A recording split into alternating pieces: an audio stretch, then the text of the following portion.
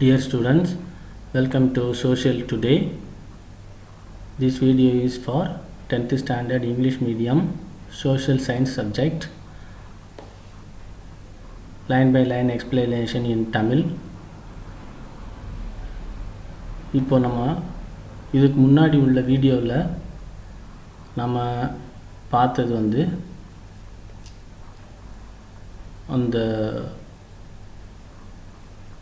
இந்த இடத்துல வரைக்கும் நம்ம பார்த்தோம்.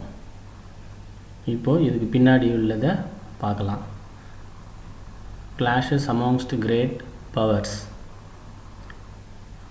Despite the lead in industrial growth and the control of a vast empire, England was not satisfied.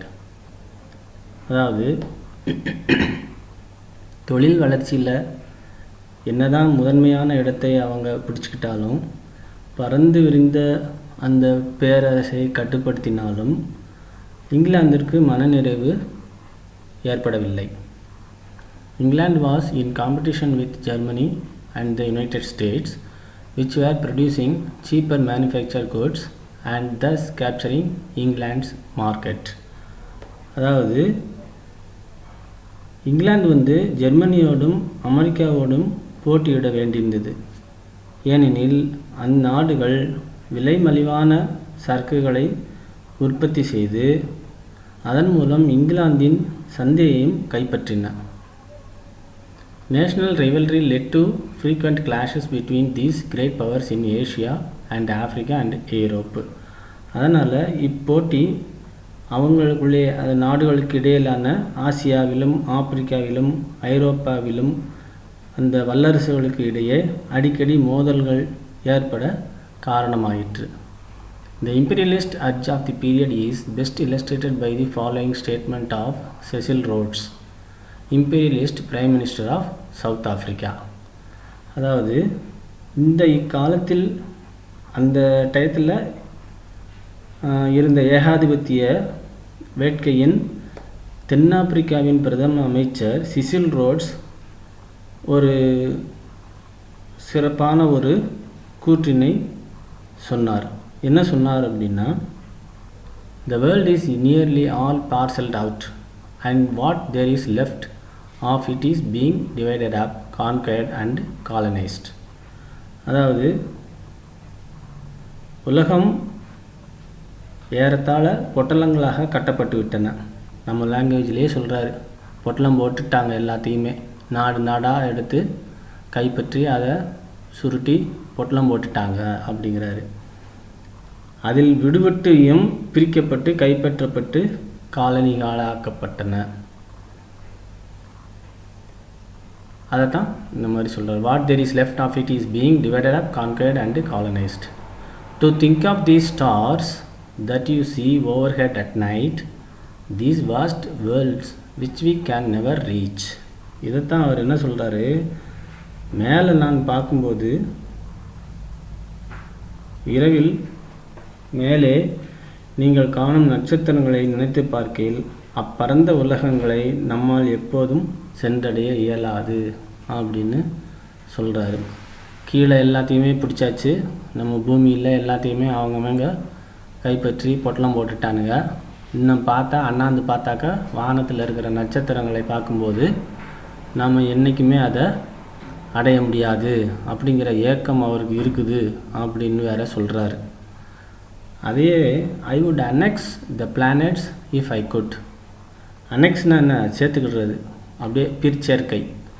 நான் என்னுடைய நாட்டுக்கு பின்னாடி அந்த நட்சத்திரங்களை எல்லாத்தையும் கோள்களை எல்லாத்தையும் நான் கைப்பற்றுவேன், அதை அடிக்கடி நினைத்து பார்க்கிறேன் அப்படின்னு வேற சொல்கிறாரு. எவ்வளோ பெரிய பேராசைன்னு பாருங்கள்.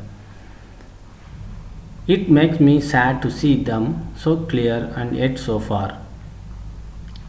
அதனால் அவை தெளிவாக அதே சமயம் தொலைவில் இருப்பதை பார்க்கும்போது அவருக்கு ரொம்ப கஷ்டமாக இருக்குதான், ரொம்ப கவலையாக இருக்குதான். ரொம்ப தொலைவில் இருக்குது, அது எப்படி நான் பிடிக்க போகிறேனோ அப்படின்ட்டு வேற ரொம்ப கவலைப்படுறாரு. இதைத்தான் என்ன இதுக்காக சொல்கிறாருன்னா, காலனி ஆக்கத்தினுடைய தாக்கம் அந்த அளவுக்கு இருக்குது அப்படின்னு சொல்கிறாரு. ஒவ்வொருத்தவங்களுக்கும் பேராசை இருக்குது அப்படிங்கிறத சொல்கிறத இங்கே நமக்கு படம் பிடிச்சு காட்டுறாங்க. Asia the rise of Japan. நீங்கள் இனி வரப்போகிற ஒரு சில தகவல்களை கேட்கும்போது உங்களுக்கே ரொம்ப ஷாக்காக இருக்கும்.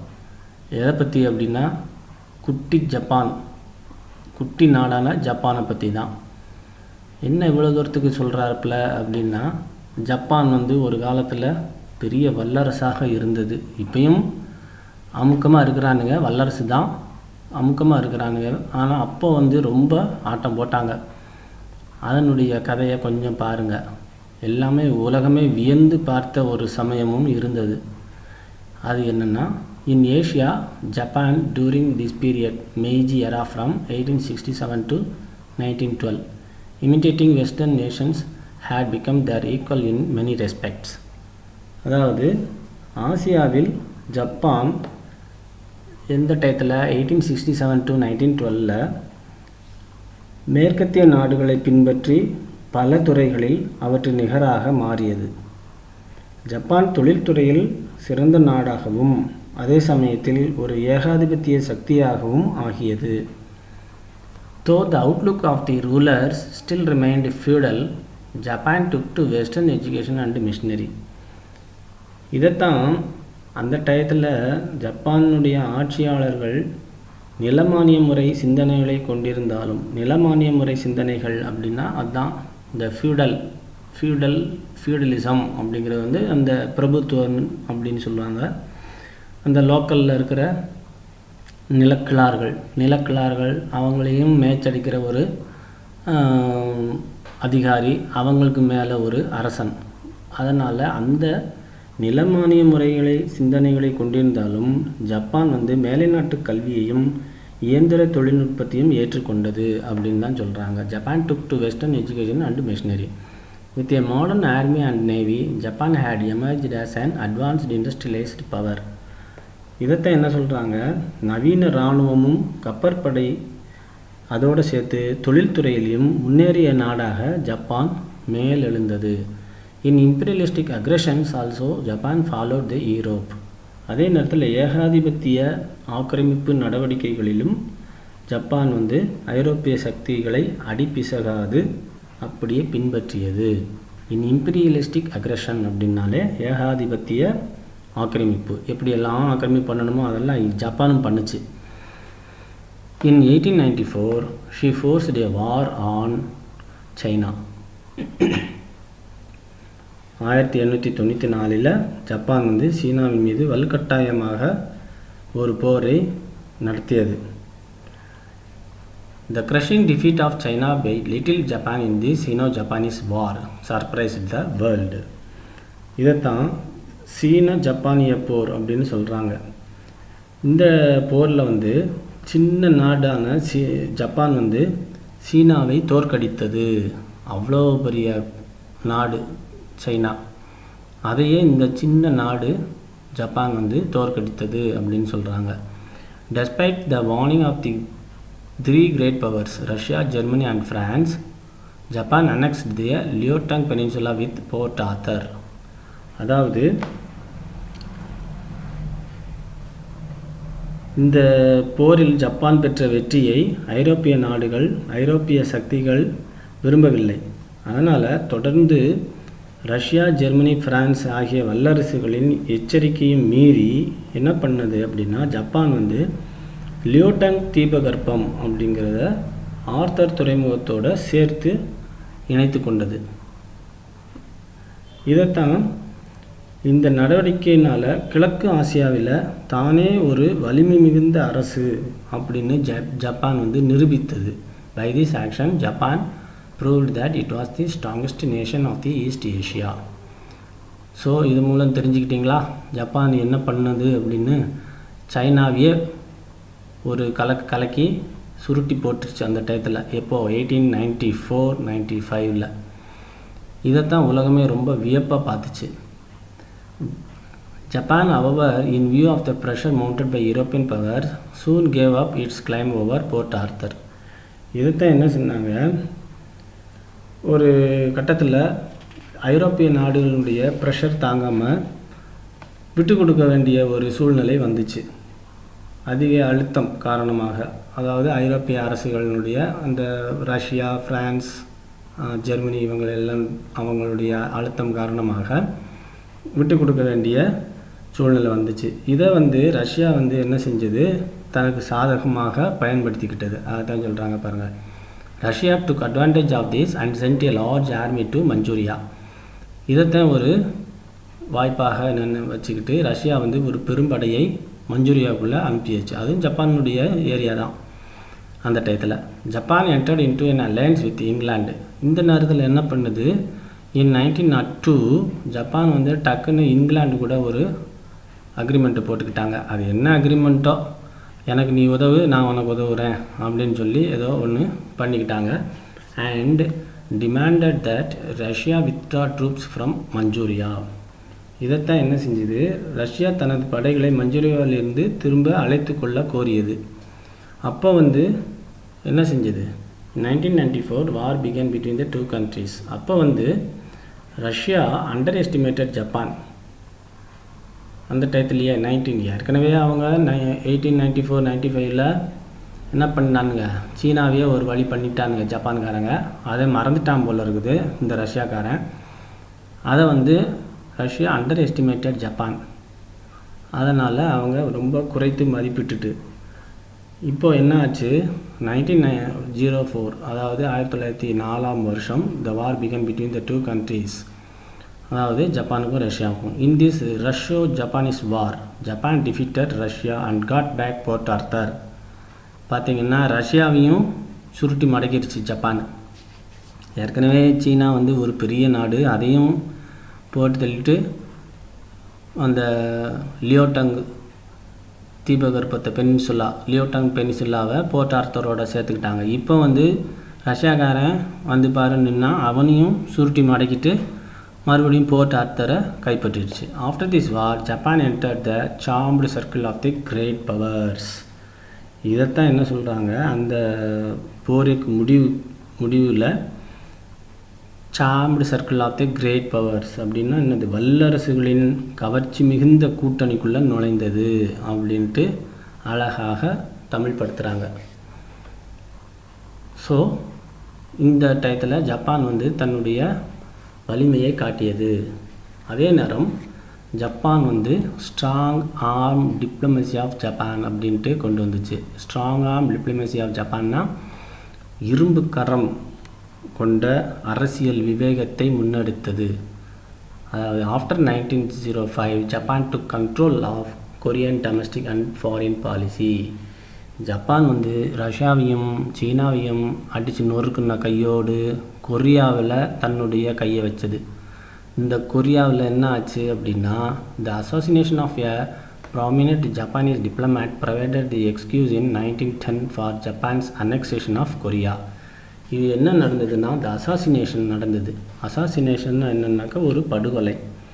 அதாவது ஒரு முக்கியமான ஜப்பானிய தூதரக அதிகாரியை ஒரு கொரியரால் கொல்லப்பட்டதை காரணமாக கொண்டு 1910 வருடம் கொரியாவை ஜப்பான் இணைத்து கொண்டது. அப்படியே வாரி சுருட்டி போட்டுக்கிட்டான் ஜப்பான்காரன். The confusion in China following the downfall of the Manchu dynasty in 1912 provided Japan an opportunity for further expansion. இந்த டயத்தில் 1912 என்ன ஆச்சுன்னா, மறுபடியும் சீனாவில் ஒரு குழப்பம் நிலவியது. அதை காரணமாக காமிச்சு மறுபடியும் விரிவாக்கத்திற்கான வாய்ப்பாக ஜப்பான் நினைத்து கொண்டது. ஸோ சீனாவில் அது என்ன நடந்துச்சு, Japan now demanded not only the transfer of German rights in Shantung to Japan and the recognition of Japanese hold over Manchuria. இதைத்தான் ஜப்பான் ஜெர்மனியிடம் கொண்டிருக்கும் உரிமைகள், அதாவது ஷான்டுங் அப்படிங்கிற ஒரு பகுதியில் ஜெர்மனி கொண்டிருக்கிற உரிமைகளை எனக்கு மாற்றிக்கொடு அப்படின்னு ஒரு டிமாண்ட் வச்சாங்க. ஜெர்மன்கிட்டருந்து ரைட்ஸை ட்ரான்ஸ்ஃபர் பண்ணுறதுக்கு ஒரு டிமாண்டு என்னதுன்னா, ஷான்டுங் பகுதியை ஜப்பானோடு இணைத்து கொள்வதற்கு. And the recognition of Japanese hold over Manchuria. அதே நேரத்தில் மஞ்சூரியாவில் தனது உரிமையும் விட்டு கொடுக்க மாட்டேன் அப்படின்ட்டு கோரிக்கைகளை முன்வைத்தது. இதைத்தான் என்ன சொல்கிறாங்க, அதே நேரத்தில் but the appointment of Japanese adviser to the Chinese கவர்மெண்ட்டுக்கு ஜப்பானினுடைய ஒரு ஆலோசகர்களை சீன அரசாங்க பதவியில் அமர்த்தணும் அப்படிங்கிற ஒரு கோரிக்கையை வச்சாங்க. இது என்னென்னா எதை காட்டுது அப்படின்னா, the strong arm diplomacy arouse the hostility of both China and the European powers. தான் என்ன சொல்கிறாங்கன்னா, ஒரு வலிமையான கரம் கொண்ட ஒரு விவேகமான அரசியல் விவேகத்தை முன்னெடுத்ததோடு சீனாவோடும் ஐரோப்பிய நாடுகளோடும் பகையை மூட்டிவிட்டது அப்படின்னு சொல்லலாம். இதுதான் சிண்டு முடிக்கிற வேலையை பண்ண ஆரம்பிச்சிட்டானுங்க ஜப்பான்காரங்க அப்போ 1912. ஸோ என்ன நடந்தது, இதுக்கப்புறம் தான் colonisation and its fall out, அதாவது காலனிகள் அமைக்கப்படுதலும் அதனுடைய வீழ்ச்சிகளும். In 1876 barely 10% of Africa was under European rule. அதாவது 1876 ஆப்பிரிக்காவின் 10% பகுதிகள் மட்டுமே ஐரோப்பாவின் ஆட்சிக்கு கீழ் இருந்தன. By 1900 practically the world of Africa was colonized. 1900 ஃபுல்லாக எல்லாத்தையுமே காலனி ஆக்கப்பட்டது. அதெல்லாம் யார் பங்கு போட்டுக்கிட்டானுங்க? Britain, France and Belgium had divided the இப்போது நீங்கள் பாருங்கள், between the continent between them, leaving a few areas for Germany and Italy. அது ஆப்பிரிக்காவை எல்லாருமே பிரிச்சுக்கிட்டானுங்க. பிரிட்டன், ஃப்ரான்ஸ், ரஷ்யா, ஜெர்மனி எல்லா பேரும் பிரிச்சுட்டு கொஞ்சம் ஏரியாவை ஜெர்மனி அண்ட் இட்டாலியை விட்டு கொடுத்துட்டானுங்க. இப்போது நீங்கள் ஒன்று பார்க்குறதுக்கு ஒரு இது என்னென்னா, இங்கே பாருங்கள் ஜப்பானுடைய ஏரியா என்னதுன்ட்டு. ஒரு காலத்தில் என்ன ஆச்சு, இந்த இவ்வளோ பெரிய பறந்து விரிந்த கண்ட்ரியாக ரஷ்யா இருக்குது நாடு, அதை இந்த இத்தினூண்டு ஜப்பான் கைப்பற்றியது ஒரு காலகட்டத்தில். புரிஞ்சுதா? இதே ஜப்பான் தான். இது ரஷ்யாவை இப்படி சொல்கிறீங்க, சைனா அப்படிங்கிறது இது இருக்குது பாருங்கள் பச்சையில், இந்த பச்சை இது எல்லாமே சைனாவுடைய ஏரியா. ஸோ ஒரு கட்டத்தில் ரஷ்யாவை ஒரு வழி பண்ணானுங்க, அதுக்கு அடுத்தது இந்த சைனாவையே ஒரு வழி பண்ணி பிடிச்சி வச்சுக்கிட்டானுங்க. அதுக்கப்புறம் கொஞ்சம் கொஞ்சமாக ரிலீஸ் ஆச்சு, அது வேறு கதை. இப்போதைக்கு இதை தெரிஞ்சுக்கோங்க. ஏன்னா இந்த சின்ன நாடு அவ்வளோ பெரிய நாடை கைப்பற்றின காலமும் இருந்தது அப்படிங்கிறத மனசில் வச்சுக்கோங்க. இதைத்தான் இப்போ நம்ம பார்க்குறோம். இப்போ ஆப்பிரிக்காவில் காலனிய ஆதிக்கம் எப்படியெல்லாம் நடந்தது அப்படிங்கிறத இங்கே நம்ம பார்த்துருக்குறோம். Britain, France, Russia and Germany also establish spheres of influence அப்படிங்கிறத சொல்கிறாங்க. அதாவது செல்வாக்கு மண்டலங்கள் அப்படிங்கிறத தான் என்ன சொல்கிறாங்க, ஸ்பியர்ஸ் ஆஃப் இன்ஃப்ளூயன்ஸ் அப்படிங்கிறாங்க. பகிர்ந்துக்கிட்டாங்க எல்லாத்தையும், அதுக்கு அவங்க ஒரு பேர் வச்சுக்கிட்டாங்க, செல்வாக்கு மண்டலங்கள் அப்படிங்கிறத நிறுவினது. ஜப்பான் கொரியாவையும் தைவானையும் தன் வசப்படுத்தி கொண்டது. கொரியாவை மட்டும் இல்லாமல் தைவானையும் பிடிச்சி வச்சுக்கிட்டானுங்க. தைவான் பக்கத்தில் தானே இருக்குது, ஒரு சின்ன நாடு. So France conquered Indochina. அதே நேரத்தில் ஃப்ரான்ஸ் நம்ம பக்கத்தில் இந்தோ சீனாவையும் கைப்பற்றி கொண்டது. இந்தியாவிலையும் ஒரு சில பகுதிகளும் சரி, சைனாவிலையும் ஒரு சில பகுதிகளையும் ஃப்ரான்ஸ் கைப்பற்றிக்கிட்டு. The US took the Philippines from Spain. ஸ்பெயின்கிட்டருந்து பிலிப்பைன்ஸை யூஎஸ் பறிச்சுக்கிட்டு. And Britain and Russia agreed to partition Iran. Iran நாட்டை பிரிட்டனும் ரஷ்யாவும் பகிர்ந்துக்கிடுவோம் அப்படின்ட்டாங்க. ஆக உலகத்தில் உள்ள ஒவ்வொரு ஏரியாவையும் வல்லரசுகள் தங்களது கைப்பிடிக்குள் கொண்டு வந்துக்கிட்டுச்சு. அதில் முழுமையாக ஆதிக்கம் செலுத்த முடியாவிட்டாலும் சில இதை நீ வச்சுக்கோ, சில இதை நான் வச்சுக்கிறேன் அப்படின்னு சொல்லி ரெண்டு பேரும் பகிர்ந்துக்கிட்டாங்க. இப்படி தான் வேர்ல்டு வாரில் எல்லாமே ஒவ்வொரு நாடும் ஒவ்வொரு நாட்டையும் கைப்பற்றி பகிர்ந்துக்கிட்டானுங்க. The first European attempts to carve out colonies in Africa resulted in bloody battles. அதாவது ஆப்பிரிக்காவில் காலனிகளை நிறுவ ஐரோப்பியர்கள் மேற்கொண்ட ஆரம்பகால முயற்சிகள் இரத்தக்களரியான போர்களில் முடிந்தன அப்படிங்கிறாங்க. பயங்கரமான போர், எல்லாம் ஒருத்தனை வெட்டி சாய்ச்சிக்கிட்டானுங்க. The French had to fight a long and bitter war to conquer Algeria and Senegal. என்ன பண்ணுச்சு, பிரான்ஸ் வந்து அல்ஜீரியாவையும் செனகலையும் கைப்பற்ற வேண்டி பெரிய கடுமையான போரை செய்ய வேண்டியதாயிற்று. இதில் வந்து the British lost to the Zulus and to the Sudanese army. அந்த டயத்துலேயே பிரிட்டிஷ்காரனையே இந்த ஜூலுக்கள் வந்து போட்டு தள்ளினானுங்க 1879 and to the Sudanese army 1884. 1879 அடுத்து ஒரு 5 வருஷத்தில் ஜூடானிஸ் ஆர்மியும் பிரிட்டிஷை ஒரு வழி பண்ணிட்டானுங்க. அதுக்கப்புறம் the Italian army suffered a devastating defeat at the hands of an Ethiopian army at Adowa. இந்த டயத்துலேயே 1896 இத்தாலிய படை வந்து அடோவா போர்க்களத்தில் எத்தியோப்பிய படைகளிடம் பெருத்த சேதத்துடன் கூடிய தோல்வியை சந்தித்ததாம். அந்த டயத்தில் பார்த்திங்கன்னா இட்டாலி கூட மாட்டிக்கிச்சு. அதுவும் எத்தியோப்பியா ஆர்மி அட் அடோவாவில் தோற்கடிக்கப்பட்டது இட்டாலிய ஆர்மி. இருந்த போதிலும் ஐரோப்பிய படைகளை இறுதியில் வெற்றி பெற்றன. அதைத்தான் என்ன சொல்கிறாங்க இந்த இடத்துல பார்த்திங்கன்னா, அதைத்தான் சொல்கிறாங்க. The Italian army suffered devastating army of an Ethiopian. இது சரியா? இப்போது causes, course and results of world war 1. Causes என்னது? காரணங்கள். முதல் உலகப் போருக்கான காரணங்களும் நிகழ்வுகளும் அதன் விளைவுகளும் அப்படின்ட்டு 1.3 ஆரம்பிக்கிறாங்க. So European alliances and counter alliances, அதாவது ஐரோப்பிய நாடுகளின் அணி சேர்க்கைகளும் எதிர் அணி சேர்க்கைகளும். ஐரோப்பிய நாடுகள்லாம் ஒன்று உள்ள ஒரு அணியாக இருந்தது, அதற்கு ஆப்போசிட்டாக சில அணிகள்லாம் ஒன்று சேர்ந்தன. அது பற்றி எல்லாத்தையும் இதில் விரிவாக பார்க்கலாம். In 1900, 5 of the European great powers were divided into 2 armed camps.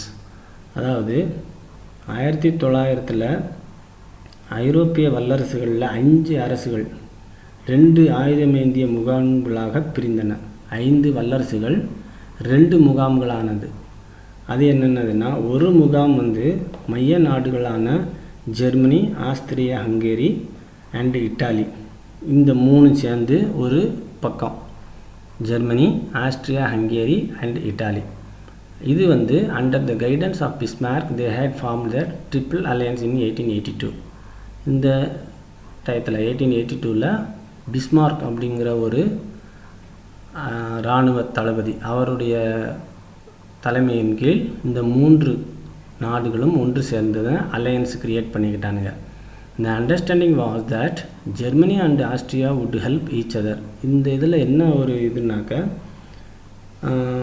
ஜெர்மனியும் ஆஸ்திரியாவும் பரஸ்பரம் அவர்களுக்குள்ள உதவிகள் செய்து கொள்கிற ஒரு முகாம்களாக ஆனது. அடுத்தது the other camp consisted of France and Russia. இன்னொரு கேம்ப் முகாம் என்னாச்சு, ஃப்ரான்ஸும் ரஷ்யாவும் சேர்ந்துக்கிடுச்சு. அப்போ ஆக மொத்தம் 5. முதல் 3 என்னது, Germany, Austria, Hungary and Italy. Austria ஹங்கேரிங்கிறது வந்து ஒரு இது கூட்டு, அண்ட் இட்டாலி ஒரு நாடு, ஜெர்மனி ஒரு இது. இந்த 3 சேர்ந்து ஒரு கேம்ப்பு. அடுத்தது ரஷ்யாவும் ஃப்ரான்ஸும். இதனால் their alliance was formed in 1894 with the promise of mutual help if Germany attacked either of them. இந்த டயத்தில் 1894 ஜெர்மனி வந்து நம்மளை தாக்குச்சுன்னா ஒருத்தருக்கு ஒருத்தர் உதவி பண்ணிக்கிடணும் அப்படின்னு சொல்லிக்கிட்டாங்க. இந்த டயத்தில் என்னன்னாக்கா, an isolated Britain wanted to break her isolation and approached Germany twice but in vain.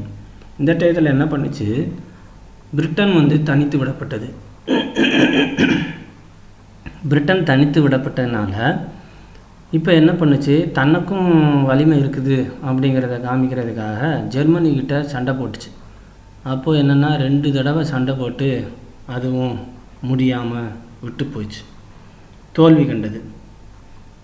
So இப்போது என்னாச்சு, as Japan was increasingly hostile towards Russia மேலே எப்பயுமே ஜப்பானுக்கு ஒரு வெறுப்பு இருந்தது. இதனால் பிரான்ஸ் வந்து ரஷ்யாவின் நட்பு நாடாக இருந்ததால் ஜப்பான் இங்கிலாந்துடன் இணைய விரும்பியது. ஜப்பான் வந்து ஃப்ரான்ஸினுடைய நட்பு நாடு ரஷ்யா இருந்ததுனால, ரஷ்யா வந்து ஜப்பானுக்கு எதிரி எப்பயுமே. இப்போ எப்படின்னுங்கிறத பார்த்துக்கலாம். அந்த டயத்தில் வந்து அப்படி இருந்ததுனால, ஃப்ரான்ஸ் வந்து ரஷ்யாவின் நட்பு நாடாக இருந்ததுனால அது இங்கிலாந்து கூட சேர்ந்துக்கிடுச்சு. ஃப்ரான்ஸ் கூட சேரணும்னு நினச்சிச்சு. ஆனால் ரஷ்யா வந்து ஃப்ரான்ஸுடைய நட்பு நாடாக இருந்ததுனால இங்கிலாந்து கூட சேர்ந்துக்கிட்டு ஒரு அலையன்ஸு சேர்த்துக்கிடுச்சு. அதை தான் என்னது, it preferred to ally with Britain in 1902. அதை தான் the Anglo Japanese alliance prompted France to seek an alliance with Britain to resolve colonial disputes over Morocco and Egypt.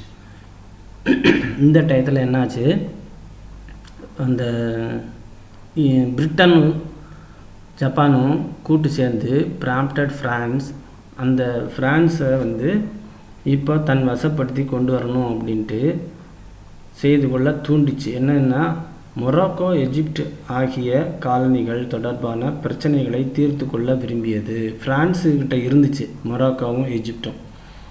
இதை வந்து தீர்த்துக்கிடணும் அப்படின்ட்டு ஜப்பான் அந்த நேரத்தில் பார்த்து கோரிக்கைகளை முன்வைத்தது. ஸோ இதன் விளைவாக என்னென்ன ஆச்சு, இன் 1904 this resulted in the ended கார்டியல். Ended கார்டியல் அப்படின்னா என்னென்னா, ஒரு நட்புறவு ஒப்பந்தம் அப்படின்னு அர்த்தம். என்டெட் கார்டியல், இந்த விளைவாக ஒரு நட்புறவு ஒப்பந்தம் ஏற்பட்டது. அதாவது என்னென்னா, மொராக்கோவில் பிரான்ஸ் சுதந்திரமாக செயல்பட அனுமதிக்கப்படும் பட்சத்தில், மொராக்கோவில் பிரான்ஸ் இருந்துக்கிட்டோம், நாங்கள் எஜிப்தை கைப்பற்றி நாங்கள் இங்கிலாந்து கூட சேர்ந்துக்கிட்டு அங்கீகரிக்கணும் அப்படின்னு பிரான்ஸ் வந்து உடன்பட்டது. இப்போது என்ன ஆச்சுன்னா, மொராக்கோவில் அப்புறம் எஜிப்டில் ரெண்டுமே ஃப்ரான்ஸினுடைய கையில் இருந்துச்சு. இப்போ என்னென்னா, மொராக்கோவை மட்டும் நீ வச்சுக்கோ, எஜிப்டை என்கிட்ட கொடுத்துருன்னு பிரிட்டிஷ்காரன் சொல்லிட்டான். So Britain subsequently reached an agreement with Russia over Persia. அதே நேரத்தில் பிரிட்டன் வந்து என்னென்னா, பெர்ஷியா அதாவது பாரசீகம் அப்படின்னு சொல்லுவாங்கள்ல, அதில் வந்து ஒரு உடன்படிக்கையை ஏற்படுத்திக்கிடலாம் அப்படின்ட்டு அந்த டயத்தில் அந்த கோரிக்கையை பிரிட்டன் வச்சுக்கிடுச்சு. ஸோ ஒரு வேலையை முடிக்கும்போதே இன்னொரு வேலையை நைஸாக முடிச்சுக்கிறதுக்காக எல்லா வேலையும் பண்ண ஆரம்பிச்சிட்டானுங்க. ஸோ இதுதான் வந்து ஒவ்வொரு இடத்துலையும் நடந்தது. இப்போது அதே நேரத்தில் இந்த ஆப்கானிஸ்தான் அண்டு திபெத்லேயும் அந்த வேலையை ஆரம்பிச்சிட்டாங்க. அதே மாதிரி தான் ஒப்பந்தம் போட்டுக்கிட்டாங்க. திபெத் தொடர்பாக ரஷ்யா கூட இங்கிலாந்து ஒப்பந்தம் மேற்கொண்டது. Thus was formed the triple entity of Britain, France and Russia. இதன் மூலம் என்ன நடந்துச்சு, மூவரை கொண்ட மூவர் கூட்டு, அதாவது மூவர், பிரிட்டன், பிரான்ஸ் அண்டு ரஷ்யா, இது மூணுமே அவங்களுக்குள்ள ஒரு மூவர் கூட்டு உருவாக்கப்பட்டது. So violent forms of nationalism அப்படின்னு என்னது, வன்முறை சார்ந்த தேசியம், வயலண்ட் ஃபார்ம்ஸ் ஆஃப் நேஷனலிசம். நான் தான் என் கண்ட்ரி, என் தேசம், நான் தான் இந்தியா, இந்தியா வந்து என்னுடைய நாடு அப்படின்னு சொல்லிக்கிட்டே பேசிக்கிட்டு இருக்கிறத அப்போவே ஆரம்பித்தாங்க. ஒவ்வொரு ஒவ்வொரு கண்ட்ரிலையுமே இப்படி தான் ஆரம்பித்தாங்க. With the growth of nationalism the attitude of my country right or wrong I support it developed. இதைத்தான் என்ன சொல்கிறாங்க, தேசப்பற்றின் வளர்ச்சி, ஒவ்வொரு நாடும் இப்படியே சொல்ல ஆரம்பிச்சுக்கிட்டானுங்க. எனது நாடு சரியோ தவறோ நான் அதை ஆதரிப்பேன் அப்படிங்கிற ஒரு மனப்பாங்கு வளர்ந்தது. The love for one country demanded hatred for another country. இப்படி என்ன சொல்கிறானுங்க, லவ் ஃபார் ஒன் கண்ட்ரி, என்னுடைய நாடு, என்னுடைய தேசம் அப்படின்னு சொல்லிட்டு பக்கத்தில் உள்ள நாடை வெறுக்க ஆரம்பித்தாங்க. ஹேட்ரட் ஃபார் அனதர் கண்ட்ரி, எந்த ஒரு கண்ட்ரியுமே. அதே மாதிரி England's jingoism, France chauvinism and Germany's culture were militant forms of nationalism, contributing decisively to the outbreak of war. இப்படி இவங்க சொல்ல கொஞ்சம் கொஞ்சமாக ஒரு ஆரவாரம் உருவாகி நாட்டுப்பற்று கொண்ட இது மாதிரி கொண்டு வந்தாங்க. இங்கிலாந்தினுடைய ஜிங்கோயிசம் அப்படின்னு சொல்லிக்கிட்டாங்க. ஃப்ரான்ஸின் வெறிகொண்ட நாட்டுப்பற்று என்னது, குல்டூர் அப்படிங்கிறாங்க. தீவிர தேசியமாக போர் வெடிப்பதற்கு தீர்மானமாக பங்காற்றியது. இப்படி தான் ஒவ்வொருத்தனும் ஒவ்வொன்றும் சொல்லிக்கிட்டு போர் வெடிக்கிறதுக்கு உண்டான ஆரம்ப சூழ்நிலையை உருவாக்கி கொடுத்துச்சு, தீர்மானமாக ஆனது. So aggressive attitude of German emperor. இது என்ன சொல்கிறாங்க, அக்ரெசிவ் அட்டிடியூட் ஆஃப் ஜெர்மன், அதாவது ஜெர்மன் பேரரசின் ஆக்கிரமிப்பு மனப்பாங்கு. இப்படி தான் ஜெர்மன் வந்து முதல்ல அவங்க ஆரம்பித்தானுங்க. அதாவது நாடுகளை கைப்பற்றக்கூடிய ஆக்கிரமிப்பு மனப்பாங்க ஆரம்பித்தானுங்க. ஏன்னா காலனியாக்கம் எல்லாமே முடிஞ்சு போச்சு இல்லையா. இன்னும் அடுத்து வந்து நாட்டுக்கு நாட்டு சண்டை போட ஆரம்பித்தாங்க. என்னன்னாக்கா அவங்களுக்குள்ளேயே எவ்வளவு தான் செல்வ வளம் இருந்தாலும் சரி, எவ்வளவு தான் வசதி வாய்ப்புகள் இருந்தாலும் கெத்தை காமிக்கணும் அப்படிங்கிறதுக்காக பக்கத்து நாடு, தூரத்தில் உள்ள நாடை கூட போய் கைப்பற்றுவதற்கு துணிஞ்சு இறங்குனாங்க. இதில் என்னன்னாக்கா இந்த மாதிரி இந்த பார்த்திங்கன்னா பக்கத்தில் கெய்சர் வில்ஹாம் அப்படிங்கிற ஒரு ஆள் இருக்கிறாரு. இது வந்து ஹிட்லருக்கு முன்னாடி உள்ள ஆள். இவரும் எப்போ பார்த்தாலும் தன் மனப்பாங்கோடு போக்குலேயே இருப்பாப்புல, தன்முனைப்பு கொண்டவராக இருந்தார். William proclaimed that Germany would be the leader of the world. Germany வந்து தான் உலகத்துக்கே தலைவனாக விளங்கும் அப்படின்ட்டு சொல்லிக்கிட்டான். இவன் சொன்னாக்கா பிரிட்டன் சும்மா விடுவானா, ஃப்ரான்ஸு ரஷ்யாலாம் சும்மா இருப்பானுங்களா, நீயே சொல்லும்போது நாங்களும் பெரிய ஆளுக்கு தான் அப்படின்னு சொல்லி ஆரம்பித்தானுங்க. இதைத்தான் என்னது emperor Kaiser Wilhelm II of Germany was ruthlessly assertive and aggressive. அதாவது ruthlessly இரக்கமற்ற, தன்முனைப்பு, அசர்டிவ்னா தன்முனைப்பு கொண்டவராகவும், அக்ரெசிவ்னா ஆக்கிரமிப்பு மனப்பான்மையோடு கொண்டவராகவும் இருந்தார் அப்படிங்கிறாங்க. The Kaiser proclaimed that Germany would be the leader of the world. The German Navy was expanded. அந்த நேரத்தில் என்னாச்சு, ஜெர்மனுடைய தன் கப்பற்படை வந்து விரிவுபடுத்தப்பட்டது. இதே the sea being considered a preserve of England ever since Napoleon's defeat at Trafalgar. அதாவது ட்ரஃபல்கர் போரில் நெப்போலியனை தோல்வி அடைந்தது தொடர்ந்து கடல் இங்கிலாந்தின் தனியுரிமை என கருதப்பட்டு வந்தது. ஏன்னா இங்கிலாந்து தான் ஃப்ரான்ஸை வந்து அந்த நேரத்தில் போட்டு தள்ளினது நெப்போலியனை. அந்த டயத்தில் 1805 நெப்போலியன் வந்து தோற்கடிக்கப்பட்டார் எங்கள் ட்ரஃபால்கர் அப்படிங்கிற இடத்துல. ஸோ அந்த டயத்தில் என்னாச்சுன்னா இங்கிலாந்து தான் கடல் சார்ந்த ஒரு தனி உரிமையாக இருந்தது இங்கிலாந்துக்கு அப்படின்னு எல்லாருக்கும் கருதப்பட்டு வந்தது. ஸோ இந்த நிலையில் ஜெர்மனியின் ஆக்கிரமிப்பு அதன் என்னென்னா அரசியல் விவேகத்தையும் அந்த விரைவாக கட்டுப்பட, அதான் Germany's aggressive diplomacy and rapid building of naval bases convinced Britain that a German navy could be directed only against her. இதை என்ன வந்துச்சுன்னாக்க ஜெர்மன் வந்து தன்னுடைய நாட்டு சார்ந்த கடல் போக்குவரத்து மற்றும் கடல் விரிவுபடுத்தப்பட்டது. கடல் படைகள் கப்பற்படையை விரிவுபடுத்தினால அந்த தளங்களையும் பார்த்த இங்கிலாந்து என்னென்னா ஜெர்மன் கப்பற்படை தனக்கு எதிராகவே இருப்பதாக முடிவு செய்து கொண்டது. அதனால் என்னாச்சு, therefore Britain embarked on a naval race which heightened the tension between the two powers. இதனால் என்னாச்சு, இங்கிலாந்தும் கப்பற்படை விரிவாக்க போட்டியில் இறங்குச்சு. அதனால் இரு நாடுகளுக்கும் இடையிலான பதற்றம் மேலும் அதிகரித்தது அப்படிங்கிறாங்க. ரெண்டு பேருமே கப்பற்படையை டெவலப் பண்ண ஆரம்பிச்சிட்டானுங்க. டெவலப் பண்ண ஆரம்பிக்கும்போது பிரிட்டனுக்கும் ஜெர்மனிக்கும் அவங்களுக்குள்ளேயே ஒரு பதட்டம் வந்து கூடிருச்சு. So hostility of France towards Germany.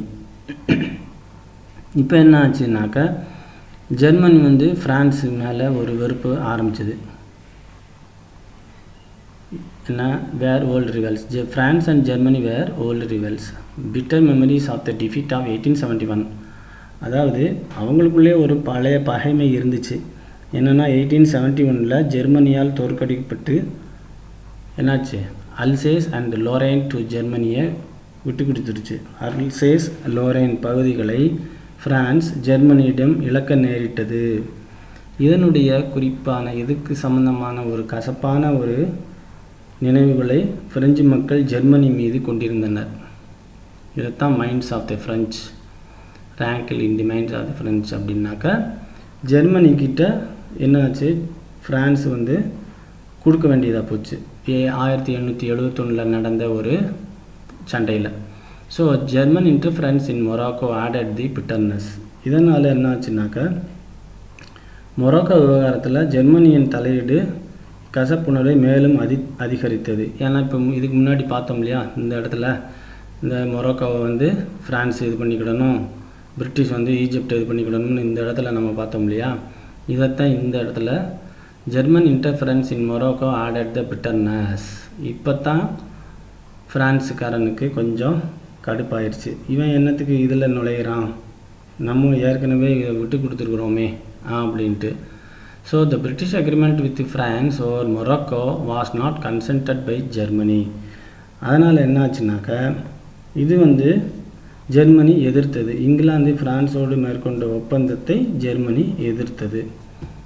So என்னாச்சு, Kaiser Wilhelm to intentionally recognise the independence of the Sultan and demanded international conference to decide on the future of Morocco.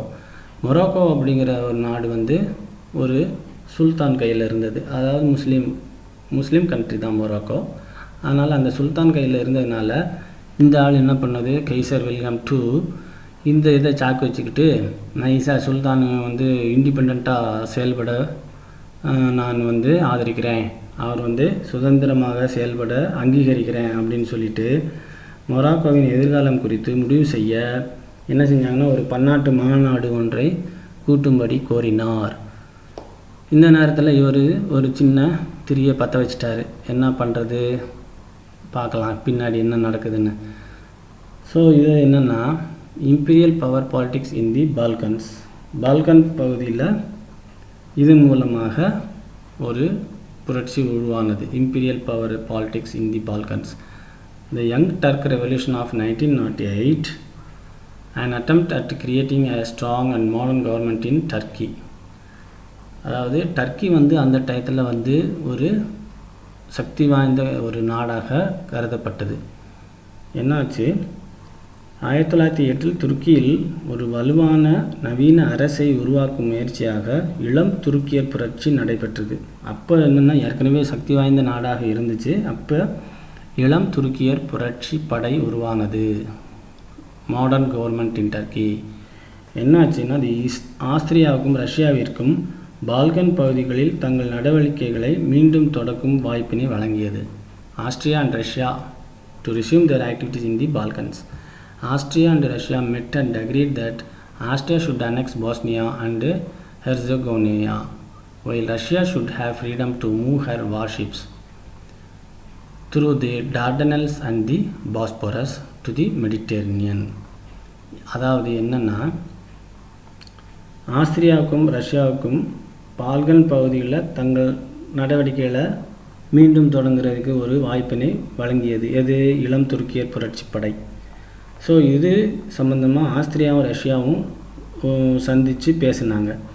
அதன்படி என்ன ஆச்சுன்னா பாஸ்னியாவும் ஹெர்சகோவினாவும் ரெண்டையும் ஆஸ்திரியா இணைச்சிக்கணும் அப்படின்னு ஒரு ஒப்பந்தம் போட்டுட்டு ரஷ்யா தனது அவங்களுடைய போர்க்கப்பலை சுதந்திரமாக டார்டனல்ஸ் போஸ்பாரஸ் துறைமுகங்கள் வழியாக மெடிட்டரேனியன் அதாவது மத்திய தரைக்கடல் பகுதிக்குள் கொண்டு செல்லலாம் அப்படின்னு ஒப்பந்தம் போட்டுக்கிட்டானுங்க.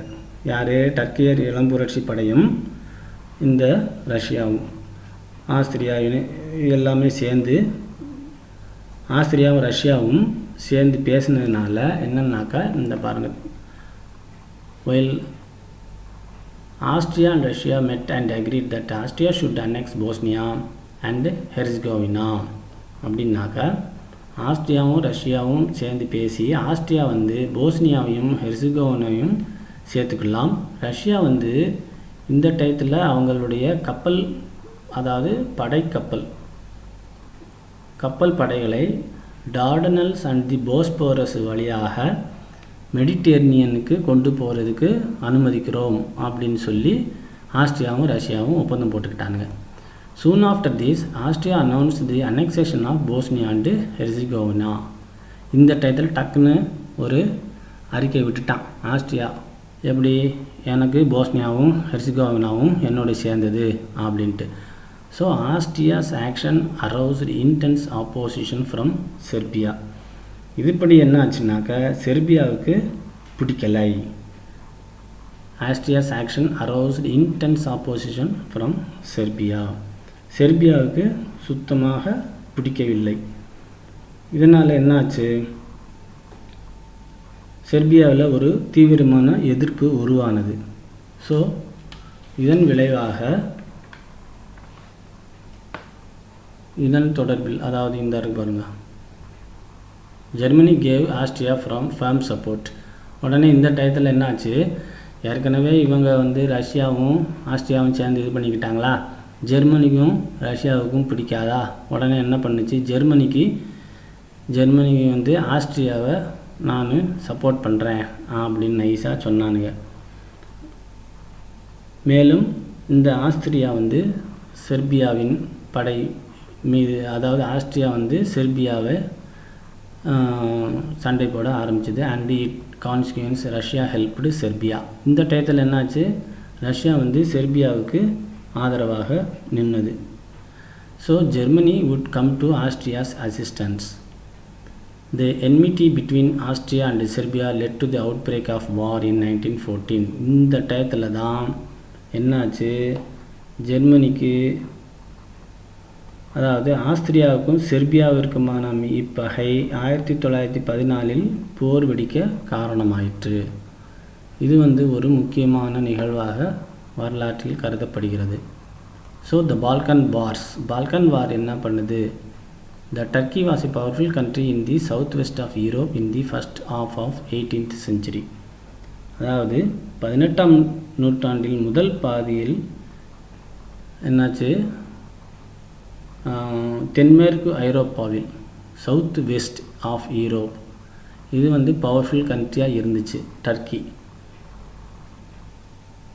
18ஆம் நூற்றாண்டின் முதல் பாதியில் தென்மேற்கு ஐரோப்பாவில் துருக்கி வந்து ஒரு வலிமை மிகுந்த நாடாக திகழ்ந்தது. அதன் பேரரசு பால்கனிலும் ஹங்கேரியின் குறுக்காக, அதாவது the Ottoman empire extended over the Balkans and across Hungary to Poland. இதன் மூலமாக ஹங்கேரியின் குறுக்காக போலந்து வரையிலும் பரவி இருந்தது அப்படிங்கிறாங்க. துருக்கிய பேரரசு வந்து பால்கன் பகுதிகளில் பல துருக்கியர் அல்லாத மக்களையும் கொண்டிருந்தது. அதான் the empire contained many non-Turkish people in the Balkans. So both the Turks and their subjects of different nationalities in the Balkans indulged in the most frightful massacres and atrocities. So இந்த Turkish வந்து என்ன பண்ணானுங்க, பல்வேறு தேசிய இனங்களை சேர்ந்த மக்கள் அவங்கள எல்லாத்தையுமே போட்டு தள்ளினானுங்க. பயங்கரமான கொலைகளிலும் அட்டூழியங்களிலும் ஈடுபட்டனர். யார், இந்த துருக்கியர்கள் வந்து அந்த டயத்தில் ரொம்ப பவர்ஃபுல்லாக இருந்ததுனால இதை நல்லா முக்கியமாக நீங்கள் நல்லா படிச்சுக்கிடணும். Both the Turks and the subjects of different nationalities in the Balkans indulged in the most frightful massacres and atrocities. Massacres அப்படின்னா படுகொலைகள். ஸோ பயங்கரமான ஃப்ரைட்ஃபுல் மேசக்கர்ஸ், ஏற்கனவே படுகொலை அப்படிங்கிறதே ரொம்ப மோசம், அதை விட ஃப்ரைட்ஃபுல் மேசக்கர்ஸ், கொன்று தீர்த்தானுங்க அப்படின்னு தான் சொல்லணும். அட்ராசிட்டிஸ், அட்டூழியங்களையும் ரொம்ப பண்ணானுங்க. ஸோ இதைத்தான் என்ன சொல்கிறாங்க, the Armenian genocide is a frightful example. இந்த டயத்தில் தான் ஆர்மீனியன் படுகொலைகள் வந்து ஒரு பயங்கரமான எடுத்துக்காட்டாகும் அப்படின்னு சொல்கிறாங்க. ஸோ இந்த இடத்துல இந்த படத்தை பார்த்துக்கிட்ட உங்களுக்கு புரியும். இதில் என்ன சொல்கிறது அப்படின்னா, இந்த இருக்குது செர்பியா, இதெல்லாம் பார்த்தீங்கன்னாலே உங்களுக்கு புரியும். இது வந்து நம்ம ஏற்கனவே படித்ததை தான் இதை இப்படி காமிக்கிறாங்க. இந்த இருக்குது டர்க்கி. இந்த டர்க்கி என்ன பண்ணுது, இந்த இடத்துல ரொம்ப மோசமாக இது பண்ண ஆரம்பித்தாங்க. இதைத்தான் இந்த ஏகனியன் சி அப்படிங்கிறது. இது வந்து இந்த இடத்துல தான் அவங்களுடைய டர்க்கி வந்து ரொம்ப பயங்கரமான மோசமான நாடாக அப்போது இருந்தது அந்த டயத்தில்.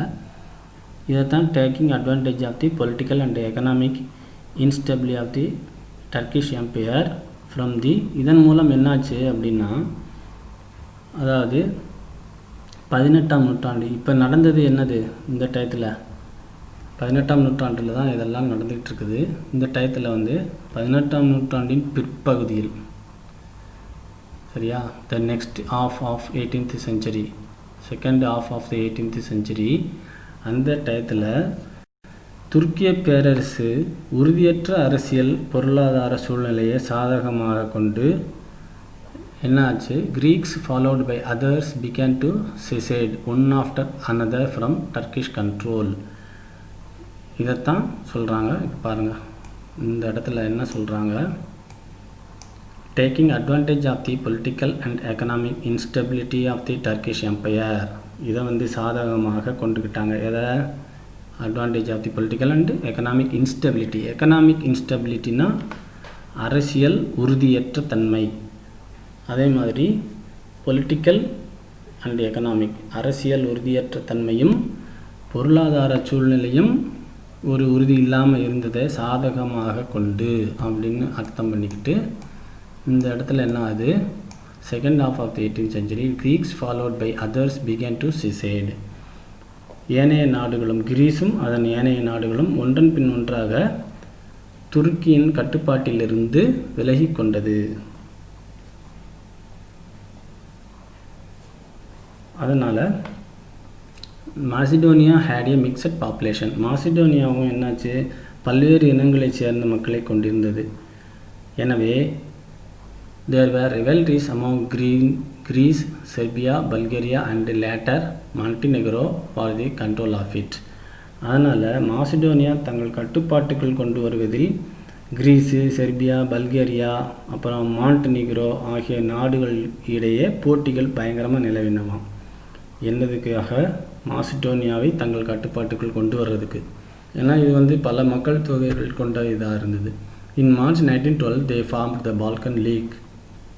இதனால் என்ன பண்ணாங்க, கிரீஸு, செர்பியா, பல்கேரியா எல்லாமே, இவங்கெல்லாம் ரொம்ப சின்ன நாடு, இவங்கெல்லாம் சேர்ந்துக்கிட்டு இந்த மாசிடோனியாவை கைப்பற்றுறதுக்காக ஒருத்தருக்கு ஒருத்தர் அடிச்சுட்டு அவங்களுக்குள்ள ஒரு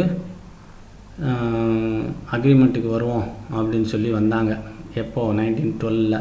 அதைத்தான் பால்கன் லீக் அப்படின்னு சொல்கிறாங்க. பால்கன் கழகம் அப்படிங்கிற ஒரு அமைப்பை உருவாக்குனாங்க.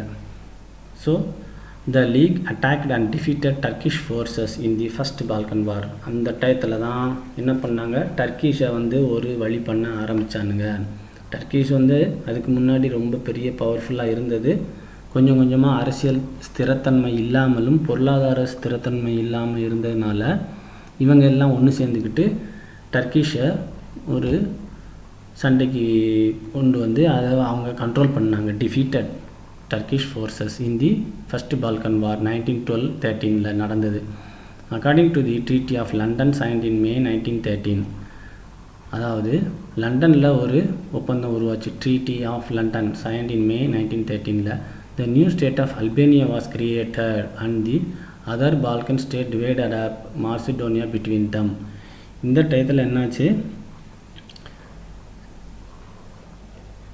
இதனால் இவங்க வந்து தன்னுடைய அதாவது கைப்பற்றி கொண்ட ஒரு பகுதிகளை எல்லாத்தையுமே பிரித்து கொள்வதில் அவங்களுக்குள்ள ஒரு பிரச்சனை உருவானதுனால லண்டன் உடன்படிக்கை நடந்தது. அது மூலமாக அல்பேனியா என்னும் புதிய நாடு உருவாக்கப்பட்டது.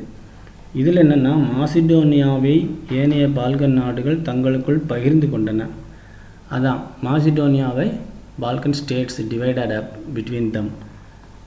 இதன் மூலம் தங்களுக்குள் பகிர்ந்து கொண்டன. துருக்கி வந்து கான்ஸ்டான்டினோபிளை சுற்றியுள்ள பகுதிகளை மட்டும் கொண்ட அரசாக சுருக்கப்பட்டது. Turkey was reduced the area around Constantinople. Turkey வந்து ஒரு பெரிய அரசாங்கமாக இருந்துச்சு.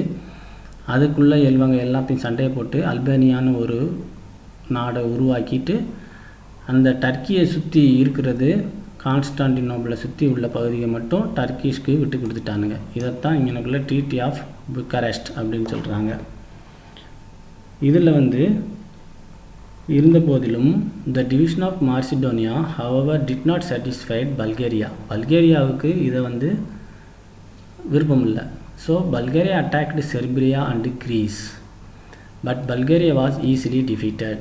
இந்த டயத்தில் என்னாச்சு, பல்கேரியா வந்து செர்பியாவையும் கிரீஸையும் தாக்கியது. ஆனால் பல்கேரியா வந்து தோற்கடிக்கப்பட்டது. The second Balkan war ended with the signing of the Treaty of Bucharest in August 1930. இந்த டயத்தில் பல்கேரியாவை ஒரு ஒப்பந்தத்துக்கு கொண்டு வந்துட்டாங்க. இது வந்து அவங்க பல்கேரியாவை தோற்கடிக்கப்பட்டது. அதன் மூலம் ஒரு புக்காரெஸ்ட் உடன்படிக்கையோடு இரண்டாம் பால்கன் போர் முடிவு பெற்றது.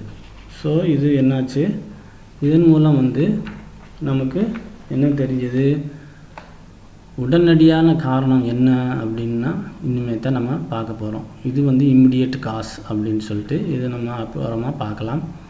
ஸோ இது வரைக்கும் ஒவ்வொரு நாடுக்குள்ள நடந்ததை தான் முதல் உலகப் போர் அப்படின்னு சொல்கிறாங்க. ஏன்னா இதெல்லாமே திடீர்னு நடந்தது தான்.